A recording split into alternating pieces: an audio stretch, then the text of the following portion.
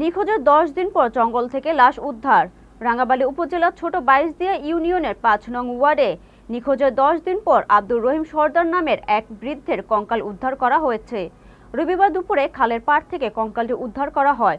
পটুয়াখালী প্রতিনিধি নয়ন ইসলাম মানজার আইটিভি বাংলাকে জানিয়েছেন, আব্দুর রহিম সর্দার 10 দিন আগে বাড়ি থেকে বের হওয়ার পর আর ফেরেননি। স্বজনরা বিভিন্ন স্থানে খোঁজ করেও তার কোনো সন্ধান পাননি। রবিবার স্থানীয়রা ইউনিয়নের একটি খালের পাড়ে কঙ্কালের কিছু অংশ পড়ে থাকতে দেখেন এবং তাৎক্ষণিকভাবে বিষয়টি পুলিশকে জানানো হয়।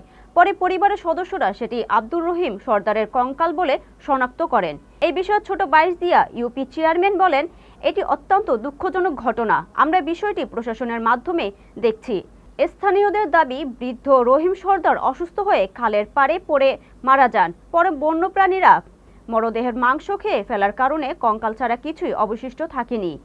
রাঙ্গাবালী থানার ভারপ্রাপ্ত কর্মকর্তা এমারত হোসেন বলেন, কঙ্কালটি উদ্ধার করে ময়নাতদন্তের জন্য পাঠানো হয়েছে। রিপোর্ট পেলে মৃত্যুর প্রকৃত কারণ জানা যাবে।